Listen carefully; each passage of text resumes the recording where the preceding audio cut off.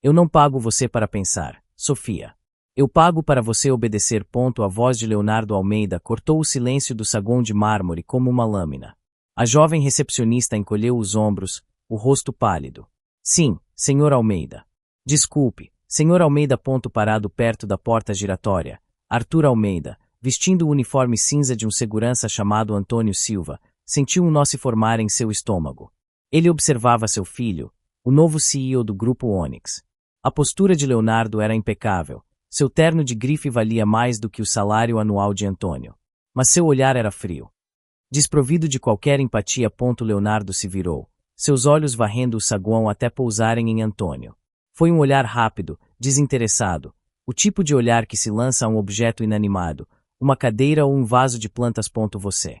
Velho, disse Leonardo, a voz carregada de impaciência. Ele nem mesmo esperou por uma resposta. Simplesmente atirou seu crachá de acesso na direção de Antônio. Leve minhas coisas para a minha sala. Agora. O crachá voou pelo ar. Por puro instinto. A mão de Arthur se moveu com uma velocidade que desmentia sua aparência de 60 anos. Ele agarrou o plástico fino antes que caísse no chão. Seus olhos se encontraram com os de Leonardo por um breve segundo. Nos olhos do filho, ele não viu reconhecimento. Viu apenas irritação, como se a tarefa de se dirigir a um subalterno fosse um fardo insuportável. Imediatamente. Senhor, respondeu Arthur, sua voz deliberadamente rouca e submissa. A voz de Antonio. Ele manteve o rosto inexpressivo enquanto o pequeno séquito de assistentes de Leonardo se apressava para acompanhar o chefe até os elevadores privativos. Sofia, a recepcionista, lançou-lhe um olhar de solidariedade. Arthur apenas assentiu levemente, um gesto quase imperceptível. Enquanto observava o número do elevador subir, uma frieza se instalou no peito de Arthur. Ele havia planejado aquele disfarce por meses. A ideia era se aproximar, observar.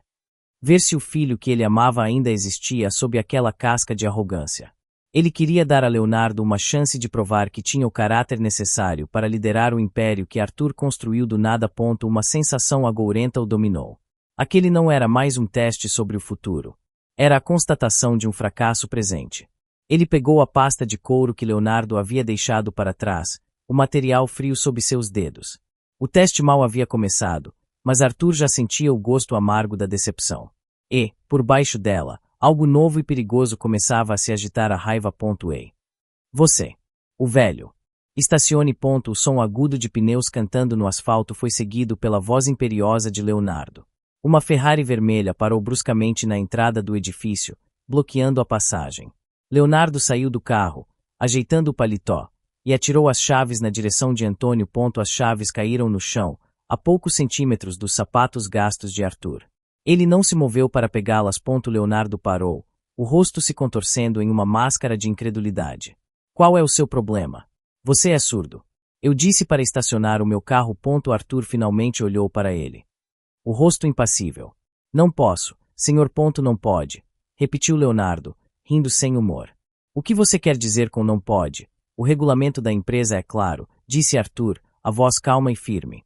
A equipe de segurança está proibida de manobrar veículos de funcionários ou diretores.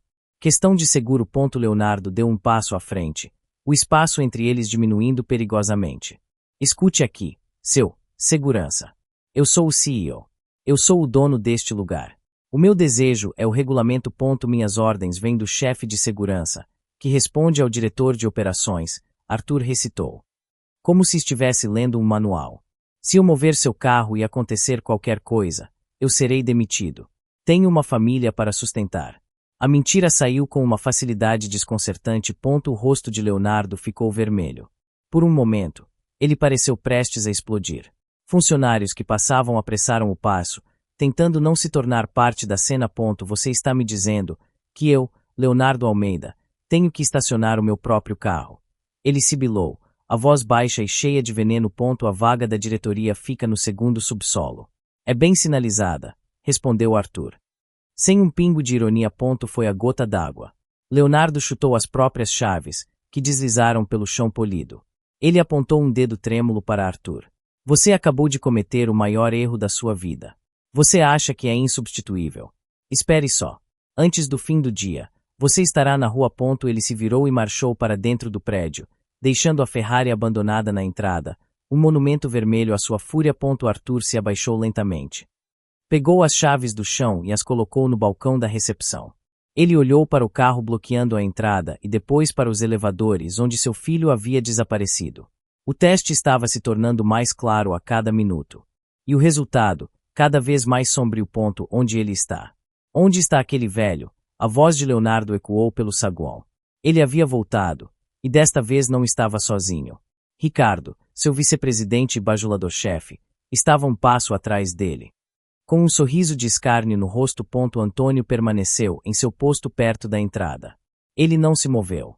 Não havia para onde ir. Leonardo marchou até ele, parando tão perto que Arthur podia sentir o cheiro da colônia cara. Eu quero que você se desculpe.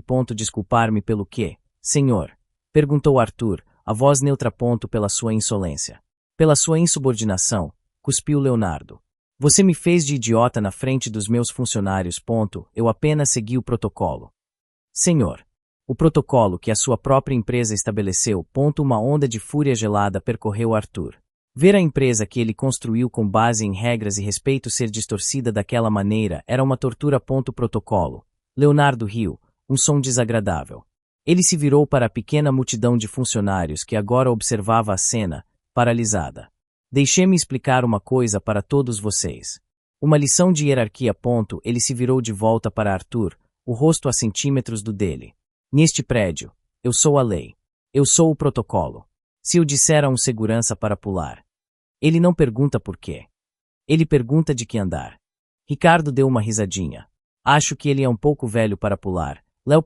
Você tem razão, disse Leonardo, seu olhar varrendo Arthur de cima a baixo com nojo. Ele mal consegue ficar de pé. Diga-me, como um fóssil, como você conseguiu este emprego? Nós não temos padrões. Arthur permaneceu em silêncio. Cada insulto era um grão de areia se transformando em uma pérola de ódio dentro dele. Eu vou te dizer o que você é, continuou Leonardo. A voz sabendo. Você é um peso morto. Um pedaço de mobília velha que ninguém quer. Você é a razão pela qual esta empresa precisa de uma limpeza. Começando por você. Ele cutucou o peito de Arthur com o dedo. Você não é nada. E eu sou tudo. O silêncio no saguão era total. Todos os olhos estavam fixos na cena, uma mistura de medo e pena. Arthur sentiu os olhares como agulhas. Ele olhou nos olhos de seu filho e viu um vazio. Não havia o menino que ele criou, apenas um monstro faminto por poder. Sua existência nesta empresa acabou. Sibylla Leonardo. Eu vou me certificar disso pessoalmente. Ele se afastou, deixando Arthur sozinho no centro do silêncio constrangedor. A humilhação estava completa. O teste havia terminado. Agora, começaria a lição. Quero que ele saia.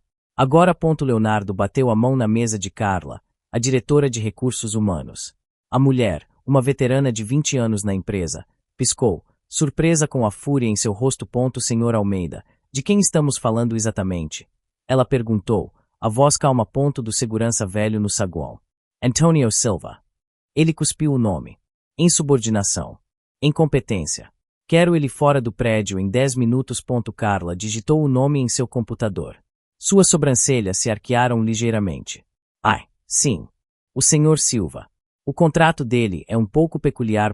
Peculiar. O que diabos isso significa? Rosnou Leonardo. É um contrato de segurança. Rasguel. Não é tão simples, senhor, disse Carla, virando o monitor para ele. Ele não foi contratado diretamente por nós. Ele veio através de uma consultoria externa. As Soluções Estratégicas Legado. Uma empresa com a qual nunca trabalhamos antes. Leonardo olhou para a tela. E daí? Cancele o contrato com a consultoria. É aí que fica complicado, continuou Carla, apontando para uma cláusula específica. O contrato estipula uma multa rescisória astronômica, específica para a dispensa do Sr. Silva. E essa multa tem que ser aprovada por um comitê do conselho que não se reúne há 5 anos. Leonardo ficou em silêncio, lendo o texto. A fúria em seu rosto deu lugar a uma confusão irritada. Quem aprovou essa estupidez? Que comitê? Carla encolheu os ombros. A assinatura no documento original é do seu pai, senhor. Foi um dos últimos contratos que ele aprovou antes de se aposentar. O nome do pai o atingiu como um soco. Ele odiava viver sob a sombra do fundador. Ele se afastou da mesa, passando a mão pelo cabelo. Isso é ridículo. Um absurdo, ele murmurou. Meu pai não faria algo tão estúpido. As cláusulas são blindadas. Senhor, nosso departamento jurídico já analisou contratos semelhantes no passado. São inquebráveis. Tentar demiti-lo sem justa causa nos custaria uma fortuna e um pesadelo legal. Leonardo olhou pela janela de vidro do escritório de Carla, para o saguão lá embaixo. Ele podia ver a silhueta imóvel de Antônio em seu posto. Aquele velho insignificante estava protegido por uma fortaleza burocrática construída por seu próprio pai. Uma ideia sombria começou a se formar em sua mente. Sem justa causa, você disse. Leonardo virou-se lentamente. Um sorriso frio se espalhando por seus lábios. Então vamos arranjar uma. Uma que ninguém possa contestar. Você entendeu o que precisa fazer. A voz de Leonardo era um sussurro frio em seu escritório panorâmico. Ricardo, de pé à sua frente, assentiu com um sorriso servil. Entendido, Leo. A carteira está aqui. Ele deu um tapinha no bolso interno do paletó. Com 10 mil em dinheiro vivo, como você pediu. Excelente, disse Leonardo, virando-se para a enorme janela que dava para a cidade. Vá para a sala de reuniões 3. Deixe a carteira na mesa. Bem visível. Quero que você passe pelo velho no caminho. Diga alguma coisa para ele. Certifique-se de que ele se lembre de você. Pode deixar. Vou ser inesquecível, disse Ricardo. Ele desceu ao saguão. Antônio estava em seu posto, estoico como uma estátua. Ricardo se aproximou dele com um ar de superioridade. Noite longa, Antônio, disse ele, o tom zombeteiro. Tente não dormir em serviço. Coisas importantes acontecem neste prédio. Senhor, foi a única resposta de Arthur. Ricardo sorriu e continuou, entrando na sala de reuniões 3. Ele tirou a carteira de couro preta. Colocou-a no centro da longa mesa de mogno e saiu, fechando a porta atrás de si. De seu escritório no último andar, Leonardo observava as câmeras de segurança em seu monitor. Ele está voltando. A isca foi plantada. Meia hora se passou. O fluxo de funcionários diminuiu. A noite começou a cair. Então, Leonardo deu a ordem por telefone para o supervisor noturno. Peça para o segurança do saguão fazer uma ronda final nas salas de reunião do térreo. Procedimento padrão. Minutos depois, Antônio começou sua ronda. Ele checou a sala 1, a sala 2. Finalmente, ele abriu a porta da sala 3. Arthur viu a carteira imediatamente. Ele parou na porta, seu olhar varrendo o cômodo. Estava vazio. Ele não entrou. Ele não tocou em nada. Seguindo o protocolo para itens perdidos, ele simplesmente fechou a porta e fez uma anotação em seu registro: item pessoal, carteira encontrado na sala 3. Reportado ao supervisor. No monitor, Leonardo viu a porta se fechar. Ele não pegou, disse ele, um pingo de irritação em sua voz. Não importa. Disse Ricardo rapidamente. Ele foi o único que entrou na sala depois de mim. Ninguém mais. As câmeras provam isso. A sua palavra contra a dele. De quem eles vão duvidar? Um sorriso lento e cruel se espalhou pelo rosto de Leonardo. Você tem razão. Ele desligou o monitor. Amanhã de manhã. Faremos isso na frente de todos. Quero que ele seja humilhado antes de ser jogado na rua. A armadilha não precisava ser perfeita. Precisava apenas ser barulhenta. Minha carteira. Ela sumiu. A voz de Ricardo era alta. Tingida de pânico ensaiado. Era o horário de pico da manhã. O saguão estava cheio de funcionários chegando para o trabalho. Leonardo desceu dos elevadores privativos no exato momento, como se fosse um ator entrando em cena. O que aconteceu? Ricardo, minha carteira, Léo. Eu a deixei na sala de reuniões 3 ontem à noite. Havia 10 mil em dinheiro nela. Agora desapareceu. Todos os olhares se voltaram para a cena. O drama era irresistível. Leonardo assumiu uma expressão de profunda preocupação. Quem foi o último a verificar as salas ontem à noite? Segurança. O supervisor da manhã se aproximou, parecendo nervoso. Foi o Antônio, senhor. Apenas uma ronda de rotina. Leonardo virou-se lentamente, seu olhar cravando em Arthur, que estava parado em seu posto, observando o teatro se desenrolar. Antônio, venha aqui. Arthur caminhou até o centro do círculo de espectadores silenciosos. Ele não demonstrou medo. Apenas uma calma fria. Você fez a ronda ontem à noite? Perguntou Leonardo, sua voz ecoando no silêncio. Sim, senhor. Você entrou na sala de reuniões 3. Eu abri a porta. Vi a carteira na mesa. Fechei a porta e registrei o achado no meu relatório, como manda o protocolo. Ricardo zombou. Registrou. Que conveniente. Você a registrou e depois a colocou no bolso. Eu não toquei em nada, senhor, disse Arthur, seu olhar fixo em Leonardo. As câmeras de segurança mostram você entrando na sala, disse Leonardo, a voz gotejando acusação. Ninguém mais entrou depois de Ricardo. Explique isso.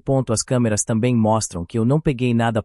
As câmeras não têm visão de raio-x, seu velho idiota. Grita Leonardo. Elas não podem ver o que você fez lá dentro. Arthur sentiu a última faísca de esperança por seu filho se extinguir. Ele viu o prazer nos olhos de Leonardo. O prazer de destruir um homem por esporte. Esvazie seus bolsos, ordenou Leonardo. Arthur lentamente tirou um lenço, uma chave e uma carteira velha e rachada de seus bolsos. Ele os colocou no balcão da recepção. Não havia dinheiro. Por um segundo, Leonardo pareceu surpreso. Mas ele se recuperou rapidamente. Claro que não está com você. Você já deve ter escondido em algum lugar. Ladrão. Ele gritou. Ele pegou o crachá de identificação de Antônio e o segurou no ar. Eu lhe dei uma chance. Você escolheu ser um ladrão. A voz de Leonardo baixou para um sussurro venenoso. Você é um velho. Incompetent. Ele rasgou o crachá ao meio, o som do plástico se partindo ecoando pelo saguão. Ele jogou os pedaços no chão, aos pés de Arthur. Você está demitido. Arthur olhou para os pedaços de seu falso nome no chão. Então ele levantou o olhar. Ele não olhou para Leonardo com raiva, mas com uma estranha e terrível piedade. O jogo havia terminado. A decisão estava tomada. A guerra havia começado. Alô. A voz do outro lado da linha estava hesitante, surpresa por ver aquele número privado em sua tela após tanto tempo. Arthur estava em um carro preto, o uniforme de segurança dobrado no banco ao lado. Ele agora vestia um terno discreto, mas de corte perfeito. O motorista o levava para longe do centro da cidade, para longe do grupo Onyx. Helena. Sou eu. Houve um silêncio. Arthur podia imaginar a expressão de choque no rosto de Helena Costa. Sua antiga vice-presidente, a mulher que o ajudou a construir o império e que se aposentou pouco depois dele, desiludida com a nova liderança. Arthur. Ela finalmente disse, a voz uma mistura de incredulidade e alívio. Meu Deus! Onde você esteve? O que aconteceu? Eu estive observando, Helena. Vendo meu legado ser transformado em um circo de vaidade. A voz dele era fria, desprovida da cordialidade que ela se lembrava. Era a voz do Arthur do início, o homem que lutou em salas de reunião hostis e esmagou concorrentes. Eu soube dos rumores, das demissões, dos projetos fracassados. Ela começou. Rumores não chegam nem perto da realidade. Ele a interrompeu. Ele humilhou um velho na minha frente. Um velho que era eu. Outro silêncio, desta vez carregado de compreensão. O que você fez, Arthur? Eu dei a ele corda suficiente para se enforcar. Ele acabou de usá-la. O carro parou em frente a um discreto prédio de escritórios. Era a sede das Soluções Estratégicas Legado, a empresa de fachada que Arthur usará para se infiltrar em sua própria companhia. O que você precisa de mim? Perguntou Helena. Sua voz não era mais hesitante. Era firme. Pronta para a batalha. Ela sempre foi a general mais leal dele. Eu preciso que você reúna a velha guarda. Os engenheiros que Leonardo demitiu. Os diretores que ele humilhou. Todos aqueles que se lembram do que o grupo Onyx costumava ser. E o que eu digo a eles? Arthur olhou para o reflexo de seu rosto na janela escura do carro. O rosto de Antônio, o segurança, tinha desaparecido. O que restava era um predador. Diga a eles que o leão despertou. E está com fome. Ele fez uma pausa. A frieza em sua voz se intensificando. E diga a eles que está na hora de limpar a casa. Ele desligou o telefone. O primeiro peão havia sido movido. O jogo, o verdadeiro jogo, tinha acabado de começar. Um brinde. Ao poder. Leonardo ergueu sua taça de champanhe. A luz do sol da tarde entrava pelas janelas panorâmicas de seu escritório, refletindo nas bolhas douradas. Ricardo ergueu sua própria taça com um sorriso largo. Ao poder, Léo, repetiu Ricardo. E a se livrar do lixo. Você viu a cara dele? Impagável. Leonardo riu. Um som arrogante que encheu a sala. Ele achou que podia me desafiar. Ninguém. Espero que ele aproveite sua aposentadoria forçada na pobreza. Ele tomou um longo gole do champanhe caro. O sabor de Vittoria era doce. Ele havia esmagado a insubordinação, reafirmado sua autoridade e se livrado de uma pedra no sapato. Sentias invencível. Agora, aos negócios de verdade, disse Leonardo, colocando a taça na mesa. Ele pegou uma caneta de prata e puxou uma pasta grossa para perto. O Projeto Fênix. O novo complexo tecnológico. É hora de mostrar ao mercado quem manda. Ricardo se inclinou sobre a mesa. Tudo pronto. A Tecnocomponentes confirmou a exclusividade. Eles são os únicos no mundo que podem fornecer os microprocessadores de que precisamos. Sem eles, o projeto não existe. Exclusividade tem um preço. Disse Leonardo. Mas vale a pena. Este projeto vai dobrar nosso valor de mercado. Vai calar a boca de todos os velhos do conselho que ainda sussurram o nome do meu pai.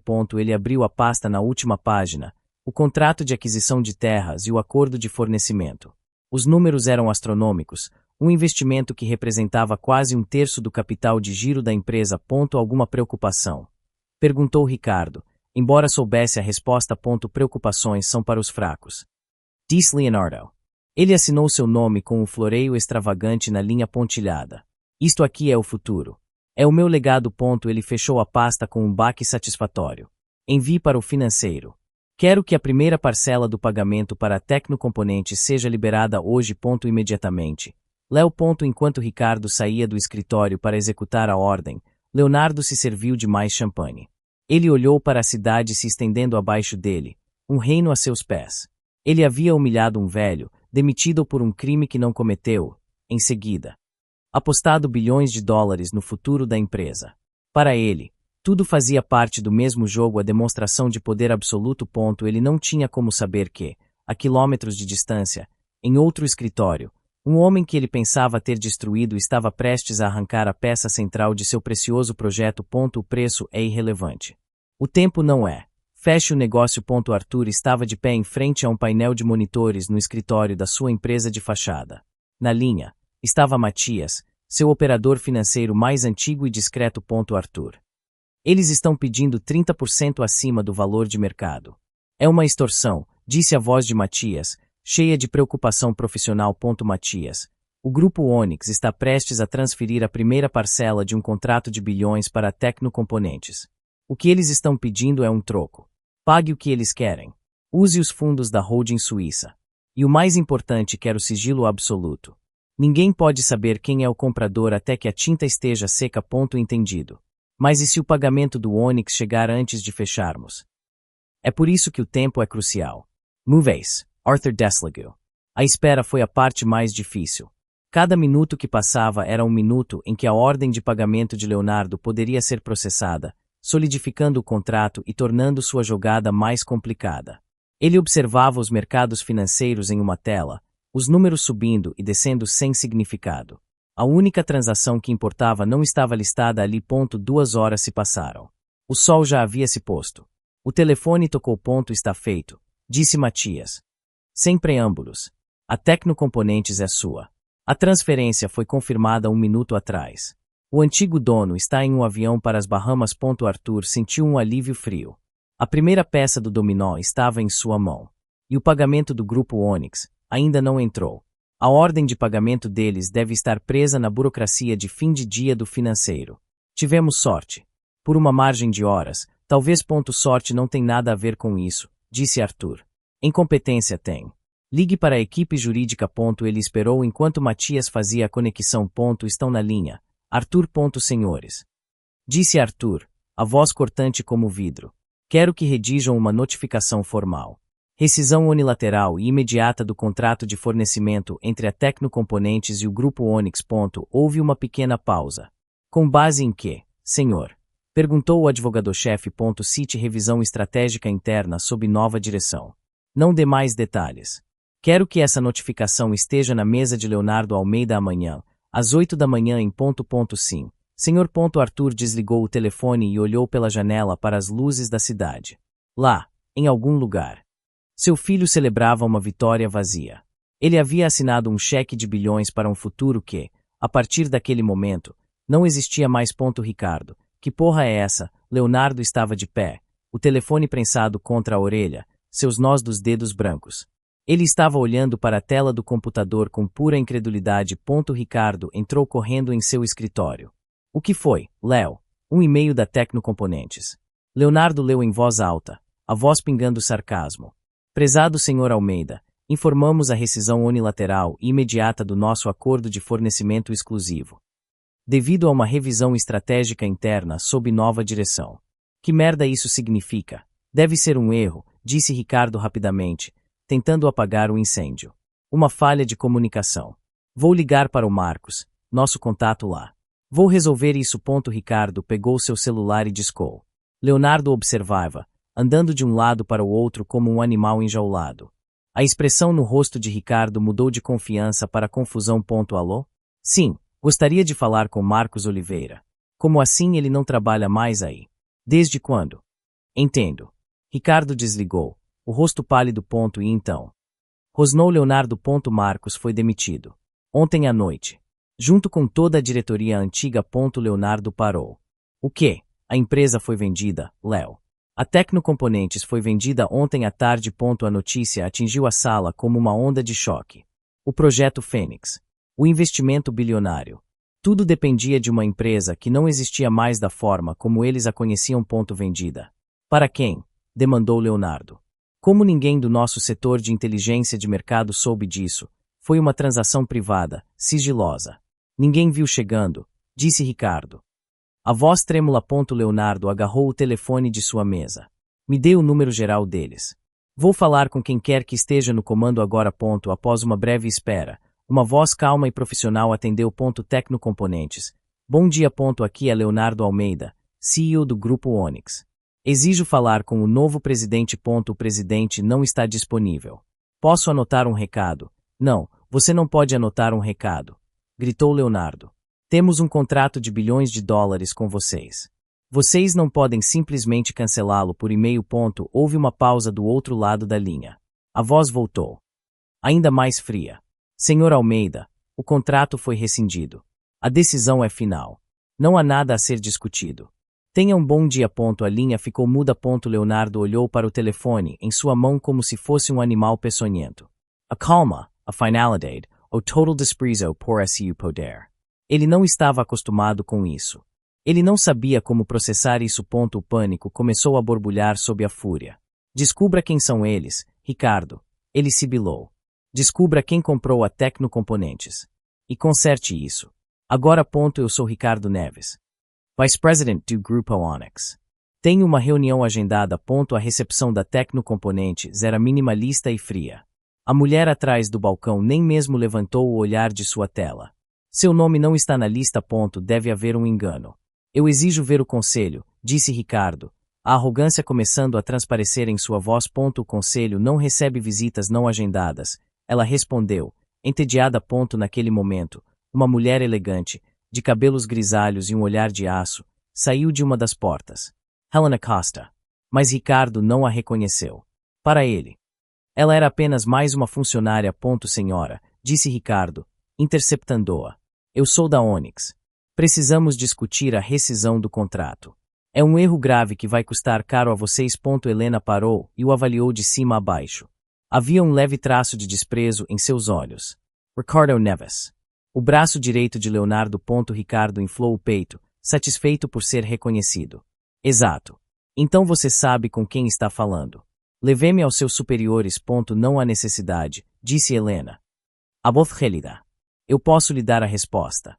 A decisão está tomada. O Grupo Onyx não é um parceiro com o qual desejamos fazer negócios. Vocês não entendem, disse Ricardo, rindo com incredulidade. Nós somos o maior conglomerado do país. Vocês precisam de nós mais do que nós precisamos de vocês. Helena sorriu, um sorriso fino e perigoso. É aí que você se engana, Sr. Neves. Nós não precisamos de vocês. Nós não queremos vocês. E, francamente, achamos a gestão atual do Grupo Onyx amadora. A palavra amadora atingiu Ricardo como um tapa. Como ousa? A ousadia foi de vocês. Continuou Helena, dando um passo à frente. Acharam que podiam construir um projeto bilionário dependendo de um único fornecedor. Sem um plano B, acharam que podiam tratar pessoas como lixo sem consequências. Acharam que o nome Almeida era um escudo impenetrável. Ela se inclinou um pouco, a voz baixando para um sussurro confidencial. O nome pode ser o mesmo, mas o homem não é. O pai construiu um império. O filho está construindo um castelo de areia. Ricardo ficou sem palavras. Ele estava acostumado à bajulação, não a essa brutalidade corporativa. Agora, se me dá licença, disse Helena, endireitando-se. Temos trabalho a fazer. Ela se virou para a recepcionista. Certifique-se de que o Sr. Neves seja acompanhado até a saída. Ricardo foi deixado parado no meio do saguão, humilhado e impotente. Ele veio esperando intimidar e negociar. Em vez disso, encontrou um muro de aço e foi despachado como um mensageiro irrelevante. A mensagem era clara: a guerra havia sido declarada, e o grupo Onyx estava completamente despreparado. Amadora. Ela chamou a nossa gestão de amadora. A voz de Leonardo era um rugido contido. Ele atirou um pesado relatório de cristal contra a parede, onde ele se espatifou em 1000 pedaços. Ricardo se encolheu. Ela me humilhou, Léo. Na frente de todos, disse Ricardo, a voz baixa. Eles sabiam quem eu era. Eles estavam me esperando. Foi uma armadilha. Você é um inútil, gritou Leonardo.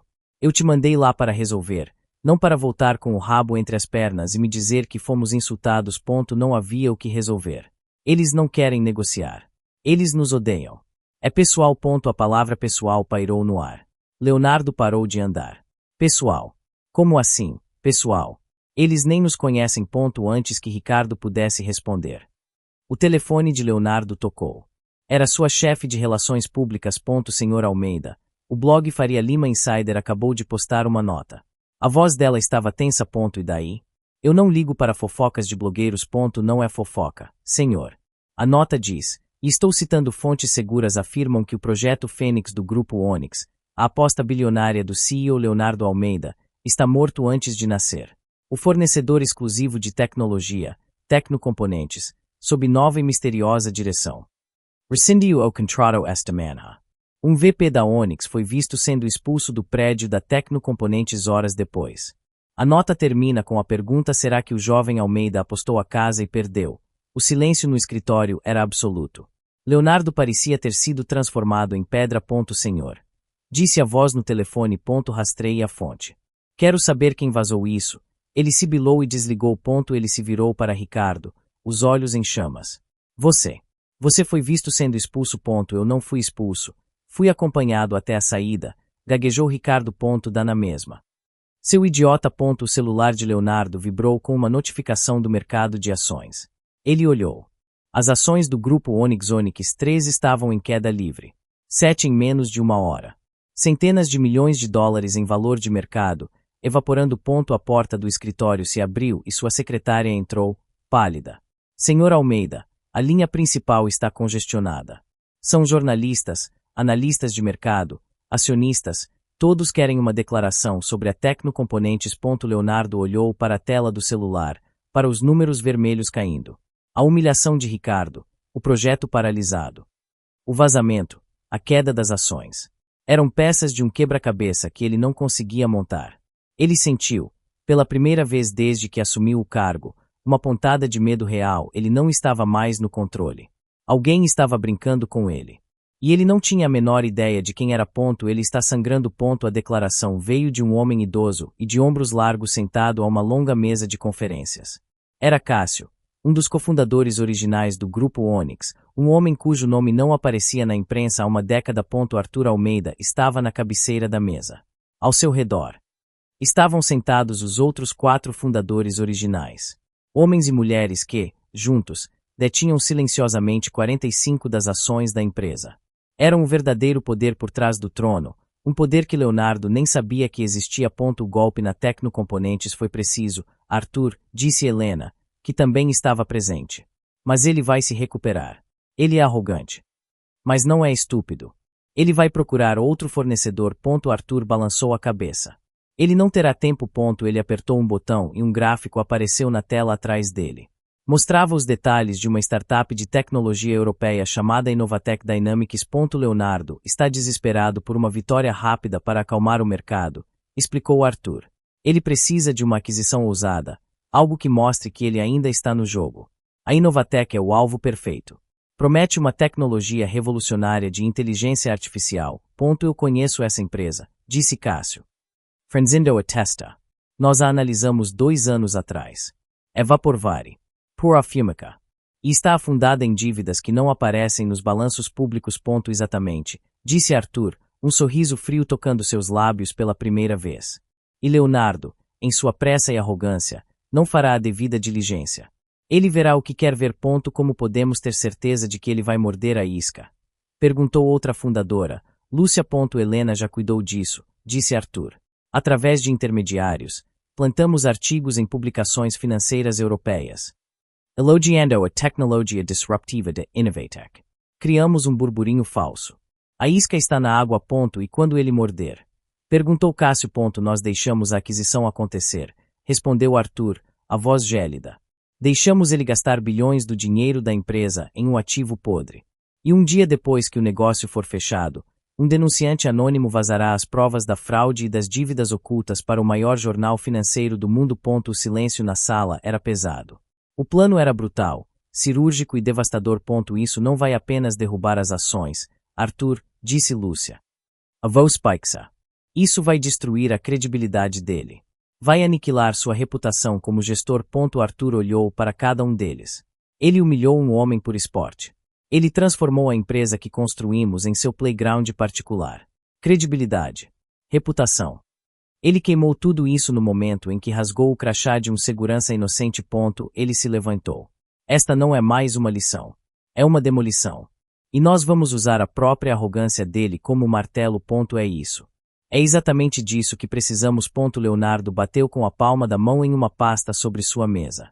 O logotipo de Innovatec Dynamics estava estampado na capa.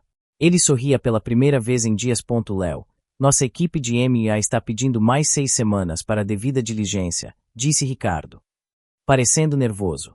Eles dizem que os dados financeiros parecem bons demais para ser verdade. Bons demais para ser verdade é o que os medíocres dizem sobre o sucesso, retrucou Leonardo. Sua equipe de M&A é lenta e antiquada. Eles são da escola do meu pai. Cautelosos. Fracos. Ele se levantou e começou a andar pelo escritório, energizado.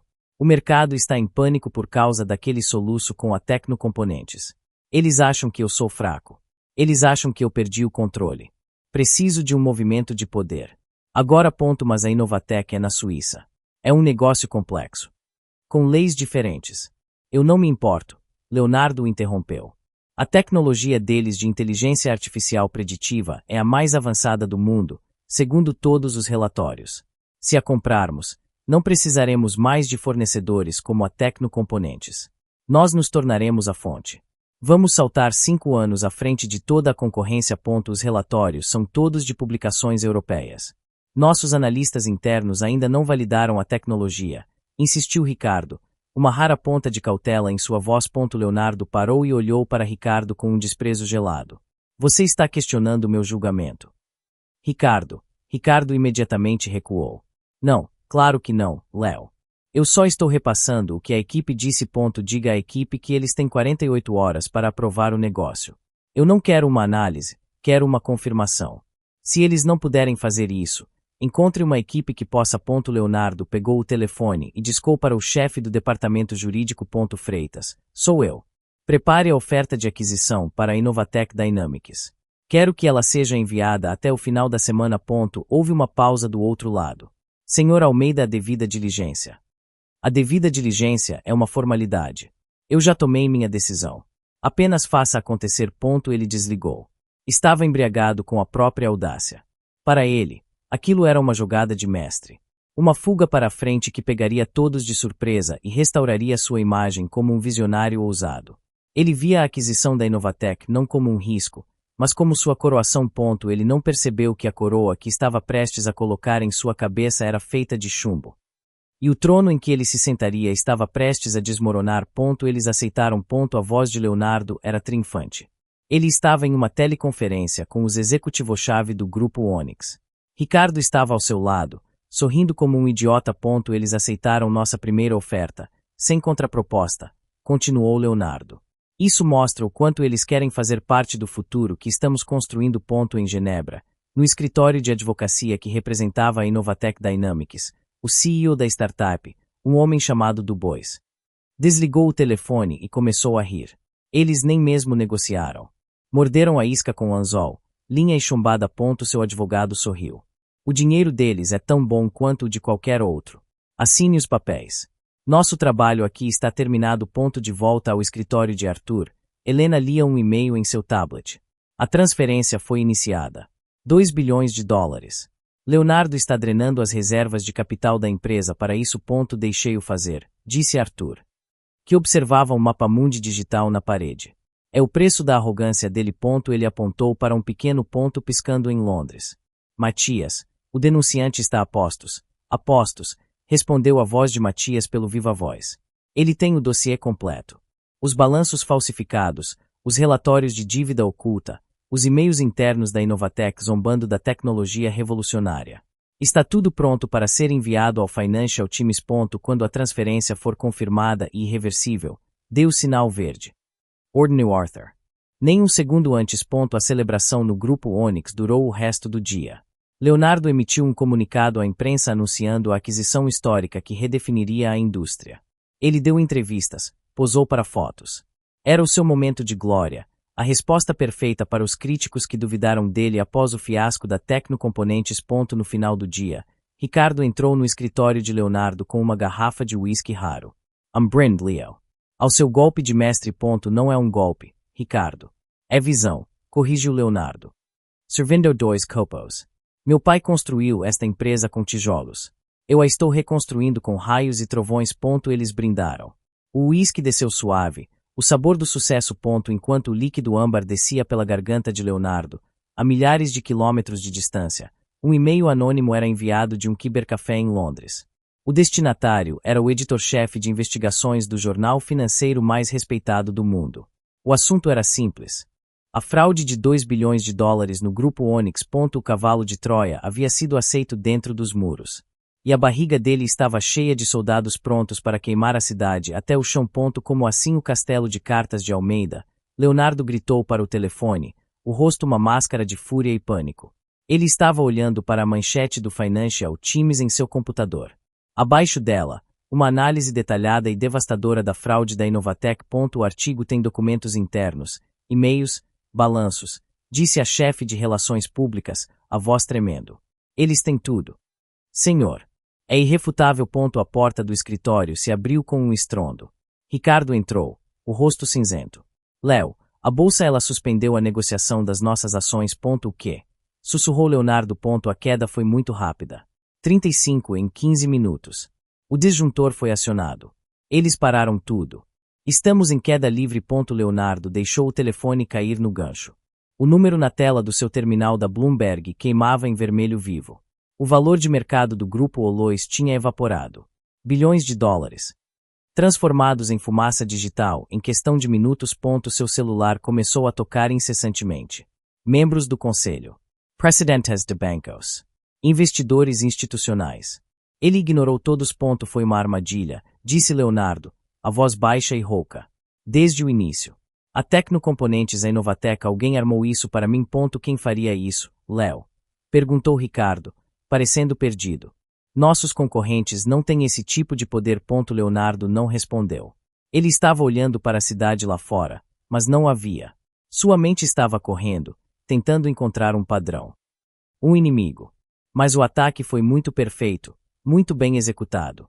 Era como lutar contra um fantasma. A secretária dele entrou na sala, hesitante.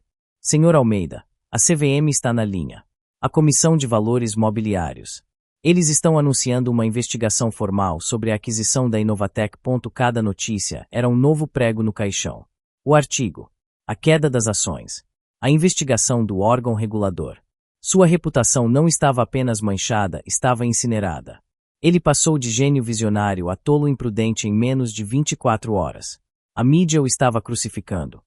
Chamando-o de o CEO de 2 bilhões de dólares em prejuízo.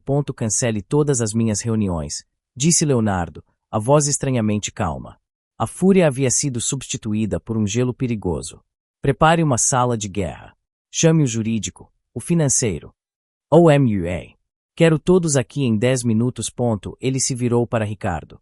E encontre a fonte daquele vazamento. Eu não me importo como. Eu não me importo quanto custa. Encontre o fantasma. O medo estava se transformando em paranoia. Ele não estava mais lutando para salvar sua reputação. Estava lutando para sobreviver. E em uma guerra de sobrevivência, ele estava disposto a queimar tudo ao seu redor para encontrar o inimigo. O que você quer dizer com a linha de crédito foi suspensa? Leonardo estava ao telefone com Otávio, o presidente de seu principal banco credor. Um homem que jogava golfe com seu pai há 30 anos. Léo, sinto muito, disse a voz de Otávio, formal e distante. Dada a investigação da CVM e a volatilidade das ações, o Comitê de Risco do banco decidiu congelar temporariamente todas as linhas de crédito não utilizadas do Grupo Onyx. É um procedimento padrão. Otávio, nós temos negócios há décadas. Eu preciso de uma injeção de capital de emergência para acalmar o mercado. Não estou pedindo um favor, estou falando de negócios. E como seu banqueiro. Estou lhe dizendo que emprestar mais dinheiro a uma empresa sob investigação por fraude seria um péssimo negócio, respondeu Otávio, a voz agora gélida. Quando a poeira baixar, podemos conversar. Até lá, minhas mãos estão atadas. A linha ficou muda. Leonardo bateu o telefone no gancho com força. Ele desligou na minha cara. Otávio desligou na minha cara. Ricardo, que estava na sala, engoliu em seco. Tente o Banco Atlântico. A diretora lá, Beatriz. Era muito próxima do seu pai. Leonardo discou o número. A conversa foi ainda mais curta. Beatriz nem mesmo atendeu. Sua assistente deu a mesma mensagem devido à situação atual do mercado. O banco não estava considerando novas operações de crédito com o Grupo Onyx. Ele tentou um terceiro banco. Um quarto. A resposta era sempre a mesma. Educada, corporativa, mas firme como uma parede de granito. As portas do sistema financeiro, que sempre se abriram magicamente para o nome Almeida, estavam agora trancadas e barricadas. Isso não é normal, disse Ricardo. A voz quase um sussurro. Eles estão agindo em conjunto. É como se alguém tivesse dado uma ordem. Leonardo se jogou em sua cadeira, a adrenalina da raiva dando lugar a um frio rastejante de pavor. A rede de segurança que ele sempre presumiu que existia, a rede de contatos e favores de seu pai, havia desaparecido. Ou pior, havia sido virada contra ele. Eles estão tentando nos sufocar, disse Leonardo. Quem quer que esteja por trás disso não está apenas atacando nossas finanças. Está cortando nosso oxigênio. Ele olhou para a lista de contatos em seu telefone. Nomes poderosos. Presidentes de bancos, ministros, magnatas da indústria. Todos eles, amigos de seu pai. E agora, todos eles, fantasmas. A verdade o atingiu com a força de um soco no estômago. O inimigo não era um concorrente. Não era um investidor hostil. Era alguém com o mesmo poder e influência de seu pai. Alguém que podia dar um telefonema e fechar a cidade inteira para ele. Mas quem? A pergunta martelava em sua cabeça, mas a resposta estava além de sua imaginação. Ele estava lutando contra um inimigo com o rosto de seu próprio legado. Você está demitido. Moraes. Sérgio Moraes. O diretor financeiro do Grupo Onyx por 25 anos, olhou para Leonardo com incredulidade. Demitido. Com base em quê? Eu o alertei sobre a falta de diligência na aquisição da Inovatec. Seu alerta foi fraco e tardio. Gritou Leonardo, jogando uma pasta na mesa. Seu departamento deveria ter visto a fraude a quilômetros de distância. A culpa é sua por não ter me protegido. Limpe sua mesa. Moraes, um homem conhecido por sua calma, ficou vermelho de raiva. A culpa é da sua arrogância, garoto. Você se recusou a ouvir. Você está afundando o navio que seu pai construiu. E agora quer culpar a tripulação. Segurança. Berrou Leonardo. Tire este homem da minha frente. A cena se repetiu ao longo do dia. A diretora de M&A, o chefe do departamento jurídico, o vice-presidente de operações. Todos eram veteranos, nomeados por Arthur, pilares da antiga estabilidade da empresa. E um por um, foram convocados ao escritório de Leonardo e sumariamente demitidos. A desculpa era sempre a mesma: eles falharam em prever a crise, falharam em alertá-lo. Eram parte da velha guarda complacente que impedia o progresso. Na sala de guerra improvisada. Ricardo observava a carnificina com uma mistura de medo e admiração. Léo, você tem certeza disso? Demitir toda a liderança sênior de uma vez, isso vai gerar ainda mais pânico no mercado. É necessário, disse Leonardo, a voz fria e controlada. Eu preciso mostrar ao conselho e aos acionistas que estou tomando medidas drásticas. Que estou limpando a casa. Eles são os bodes expiatórios perfeitos. Leais ao meu pai, não a mim. Ele acreditava em suas próprias palavras. Mas no fundo, havia outra razão. Aqueles executivos o olhavam com a mesma expressão de desapontamento que ele via nos olhos de seu pai. Eles eram lembretes constantes de um legado que ele não conseguia igualar. E ele os odiava por isso. Ao final da tarde, os corredores do andar executivo estavam estranhamente silenciosos. As salas dos diretores mais experientes estavam vazias. Leonardo havia se cercado de executivos mais jovens, bajuladores que deviam suas carreiras a ele e que não ousariam questioná-lo. Ele havia consolidado seu poder, mas ao fazê-lo, havia arrancado o cérebro e a alma da empresa. Em seu escritório, Arthur observava as notícias das demissões em massa em seu monitor. Helena estava ao seu lado. Ele está fazendo o nosso trabalho por nós, disse Helena, com um tom de espanto. Ele está se livrando de todas as pessoas que poderiam ter ajudado a estabilizar a empresa. Um tirano encurralado sempre ataca seus conselheiros mais sábios primeiro, disse Arthur, sem desviar os olhos da tela. Ele acha que está eliminando ameaças, mas está apenas quebrando os próprios ossos. Ele olhou para Helena. Está na hora. Dê o sinal para a sua renúncia. E traga nossos melhores engenheiros com você. O que diabos Helena Costa está fazendo na TV? A pergunta de Ricardo foi feita em um tom de puro pânico. Ele e Leonardo assistiam, paralisados, à entrevista ao vivo em um canal de notícias de negócios. Helena, que Leonardo acreditava estar aposentada e irrelevante, estava sentada no estúdio, calma e imponente. E é por isso que, com grande pesar, anunciei hoje minha renúncia ao conselho do Grupo Onyx. Dizia Helena ao entrevistador. Mas você se aposentou da vice-presidência há anos, embora tenha mantido seu assento no conselho. Por que sair agora? Perguntou o jornalista. Helena olhou diretamente para a câmera, e por um segundo, Leonardo sentiu como se ela estivesse olhando para ele.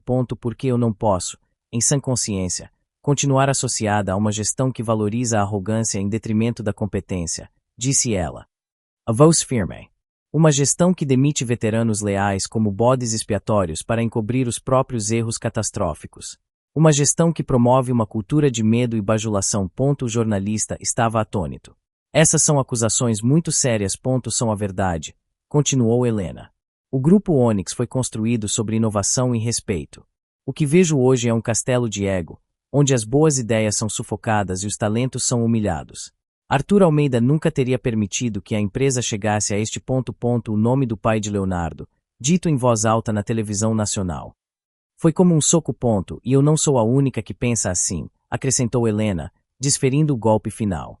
Esta manhã, os 10 chefes de departamento da nossa premiada divisão de pesquisa e desenvolvimento também apresentaram suas renúncias, em solidariedade. O coração inovador da empresa parou de bater.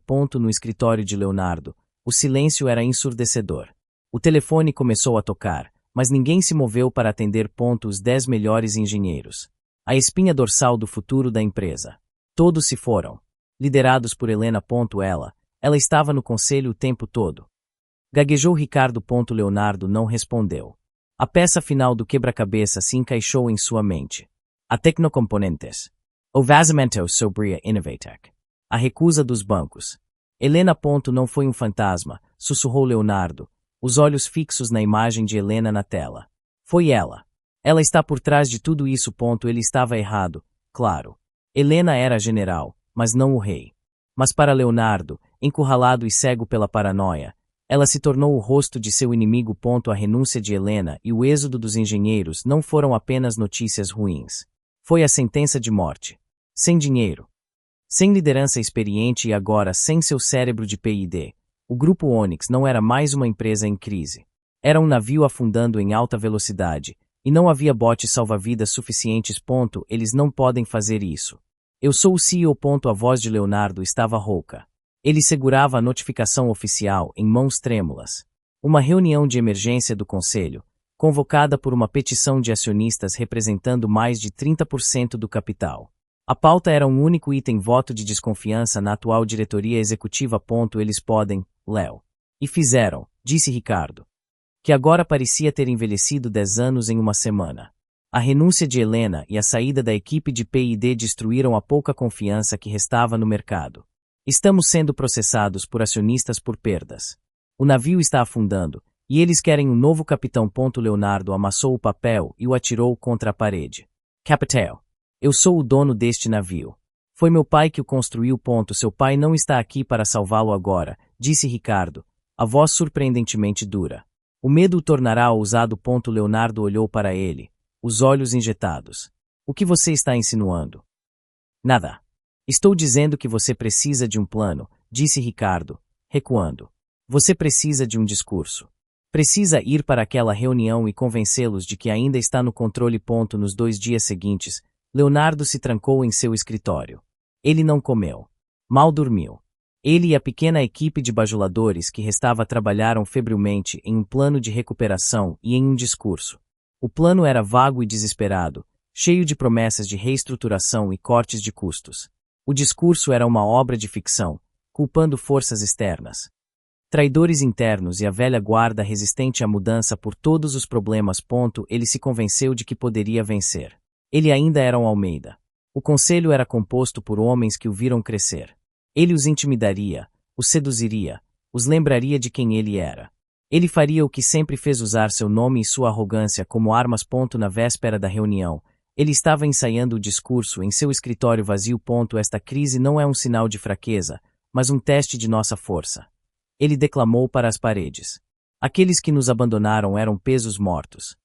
Relíquias de um passado que estamos deixando para trás. Eu vou guiar esta empresa para uma nova era de glória. Ele parecia um rei louco discursando para uma corte de fantasmas. Enquanto isso, em uma sala de conferências do outro lado da cidade, Arthur se encontrava com os fundadores originais uma última vez. Ele vai lutar, disse Cássio. Vai ser feio. Deixei-o lutar, disse Arthur, calmamente. Deixe que todos o vejam pelo que ele é. Um garoto mimado quebrando seus brinquedos porque perdeu o jogo. Ele se levantou e ajeitou a gravata. Amanhã. Não vamos apenas tirar o poder dele. Vamos apagar a ilusão de que ele já o teve. Senhoras e senhores do conselho, acionistas. Leonardo subiu ao pódio no auditório lotado. A tensão na sala era palpável, um silêncio pesado que parecia absorver o som. Ele ajustou o microfone, as mãos suando ligeiramente. Ele olhou para os rostos na primeira fila. Membros do conselho que ele conhecia desde a infância. Seus olhares eram frios, impessoais. Nas últimas semanas, o grupo Onyx enfrentou uma tempestade sem precedentes, começou ele. A voz ressoando com uma confiança ensaiada. Uma tempestade orquestrada por forças externas determinadas a nos ver falhar, e auxiliada por traidores internos que colocaram seus próprios interesses acima dos da empresa. Ele fez uma pausa, deixando as palavras pairarem no ar. Eles erraram ao nos subestimar. Eles erraram ao subestimar a mim. Ele começou a delinear seu plano de recuperação. As palavras saíam com fluidez, mas soavam ocas. Promessas de cortes, de vendas de ativos, de uma nova visão. Era o discurso de um homem tentando desesperadamente remendar um navio naufragado com fita adesiva. Alguns vão dizer que minhas decisões foram imprudentes. Eu digo que foram ousadas. A história não se lembra dos cautelosos, ela se lembra dos visionários. Enquanto ele falava, o movimento na parte de trás do auditório chamou a atenção de algumas pessoas nas últimas filas.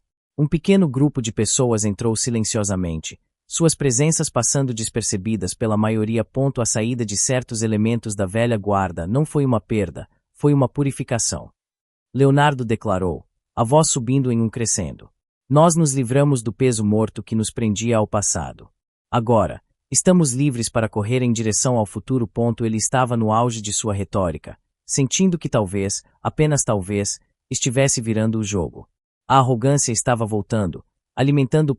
Eu sou o líder de que esta empresa precisa para navegar nesta tempestade. Eu sou um Almeida. E este nome significa. Sua voz vacilou. Ele parou no meio da frase. As portas principais do auditório, no fundo do palco, atrás dele, se abriram. Não com um estrondo, mas com um clique silencioso e autoritário. Um murmúrio percorreu a multidão. As cabeças começaram a se virar.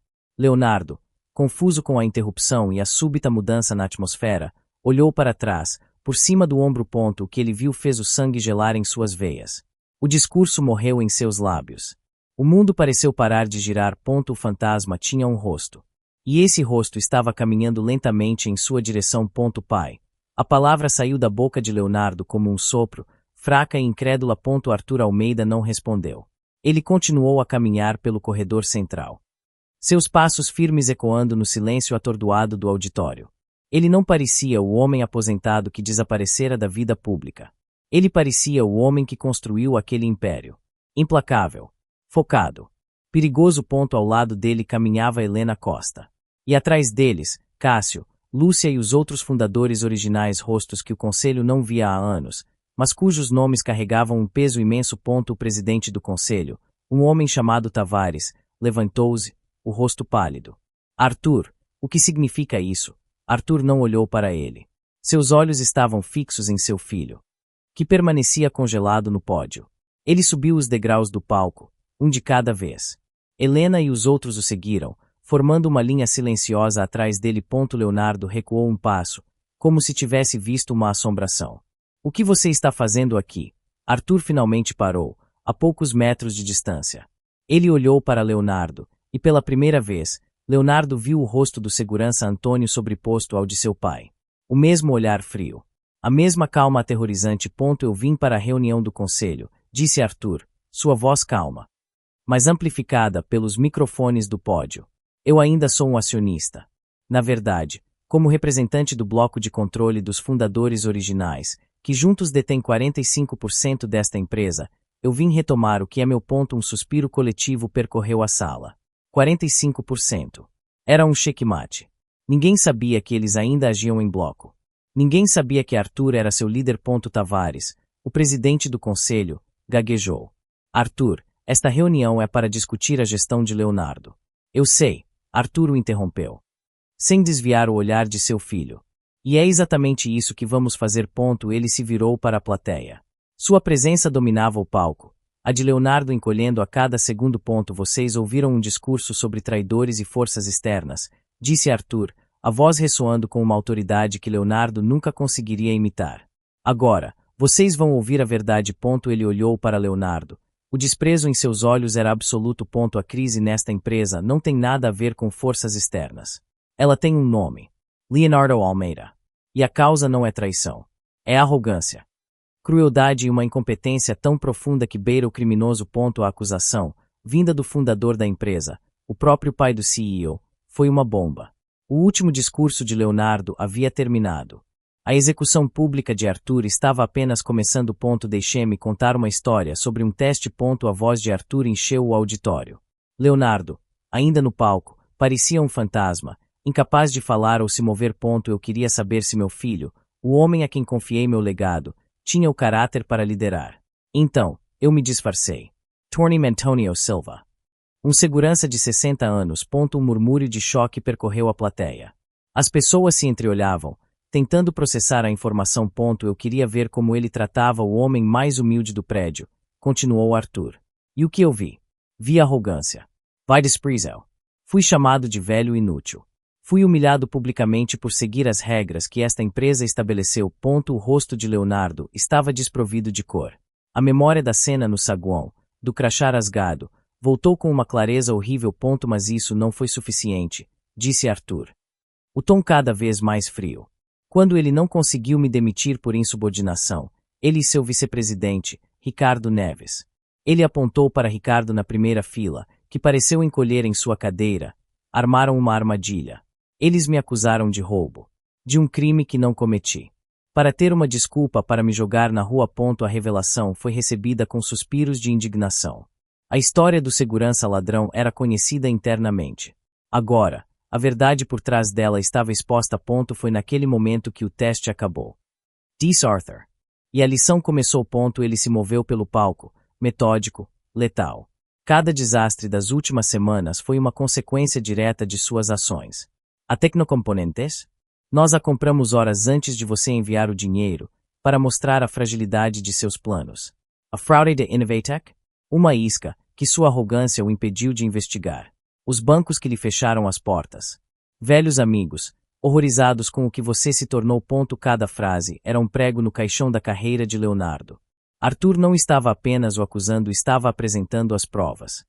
Conectando os pontos de uma vingança tão complexa e perfeita que era quase uma obra de arte. Você não foi atacado por forças externas, Leonardo. Você foi julgado por suas próprias falhas.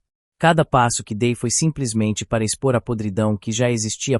Arthur parou em frente a seu filho. A distância entre eles era de apenas 1 metro, mas parecia um abismo. Você culpou a velha guarda, disse Arthur, a voz baixa. Mas carregada de fúria. Você demitiu homens e mulheres que dedicaram suas vidas a esta empresa. Mas o único peso morto aqui é você. Ele se virou para o conselho e para os acionistas. A escolha é simples. Vocês podem continuar com este garoto mimado e seu império em ruínas. Ou podem devolver a empresa a quem a construiu. Todos a favor da moção para destituir Leonardo Almeida de todos os seus cargos e nomear Arthur Almeida como presidente interino do Conselho. Levantem a mão. A voz de Tavares, o presidente do Conselho. Era apenas uma formalidade. Quase todas as mãos no auditório se ergueram. A votação foi esmagadora. Acabou. Leonardo ficou parado, o mundo desmoronando em câmera lenta ao seu redor. Os rostos na plateia, os sussurros, o som do martelo de Tavares batendo na mesa para oficializar o resultado. Tudo parecia distante, e real. Arthur se aproximou dele. Os outros no palco. Helena, os fundadores deram um passo para trás, concedendo-lhes um momento final. Por quê? Sussurrou Leonardo. A arrogância se foi, substituída por uma incompreensão infantil. Eu sou seu filho. Não, disse Arthur. A voz desprovida de qualquer emoção. Você é o homem que tentou destruir um velho inocente por prazer. O fato de você ser meu filho não é um atenuante. É o que torna seu crime imperdoável. Leonardo olhou para o pai, buscando um vislumbre de afeto, de dúvida, qualquer coisa. Ele não encontrou nada. Apenas o vazio frio de um juiz proferindo uma sentença. Por favor. Gaguejou Leonardo. Pai, me dê outra chance. Eu posso consertar isso. Arthur o observou por um longo momento. Ele se lembrou do garotinho que um dia ensinou a andar de bicicleta. Lembrou-se do jovem orgulhoso em sua formatura. E então, lembrou-se do desprezo nos olhos do CEO no saguão. As palavras que você usou naquele dia foram velho, incompetente, ladrão, disse Arthur, a voz baixa, para que apenas Leonardo pudesse ouvir. Foram palavras cruéis, destinadas a quebrar o espírito de um homem. Ele se inclinou um pouco mais.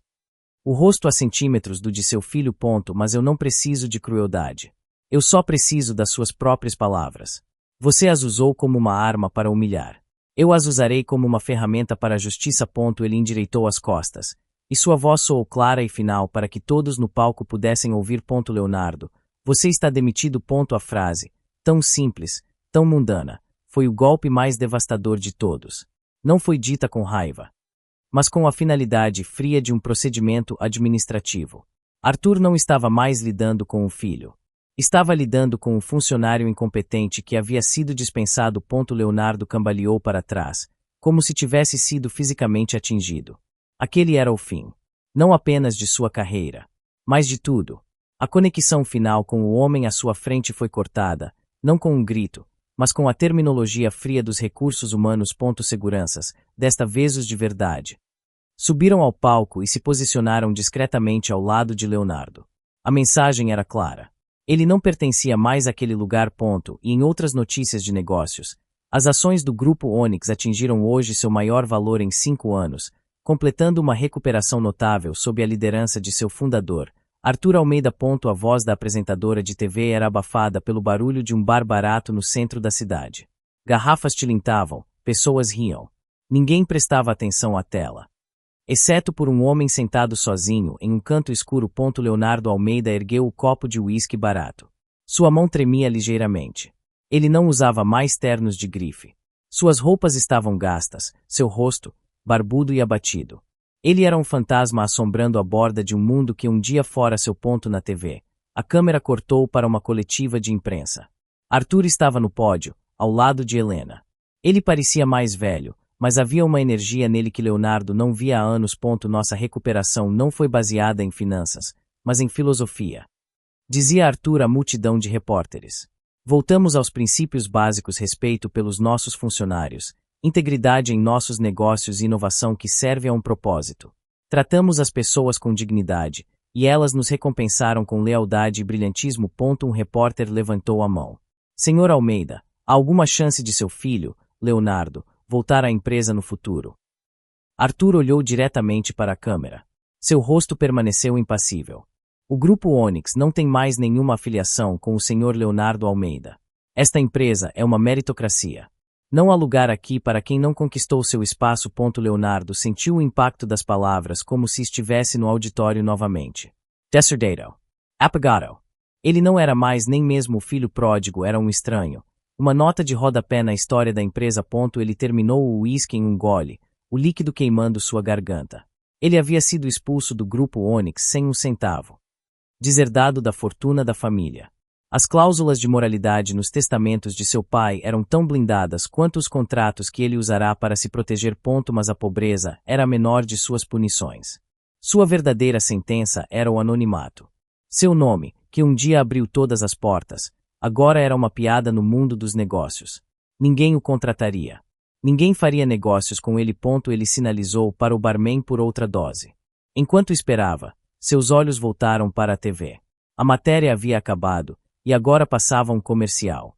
Mas em sua mente, a imagem de seu pai permanecia. E ao lado dela, outra imagem se formava, uma que o assombraria pelo resto de seus dias: o rosto calmo e impassível de Antônio Silva, o segurança. O homem que ele tentou esmagar, e que, em seu silêncio, o havia desfeito completamente. Ele era um homem que tinha tudo e perdeu tudo, não para um inimigo poderoso, mas para o eco de suas próprias palavras cruéis. E essa era uma dívida que ele passaria o resto de sua vida pagando, sozinho, em um bar escuro no fim do mundo. O ciclo de vingança está completo. A justiça foi servida de forma fria e absoluta, proporcionando a satisfação final de ver o arrogante não apenas derrotado, mas permanentemente quebrado por suas próprias ações. O herói restaurou a ordem, e o vilão foi condenado a uma vida de arrependimento impotente.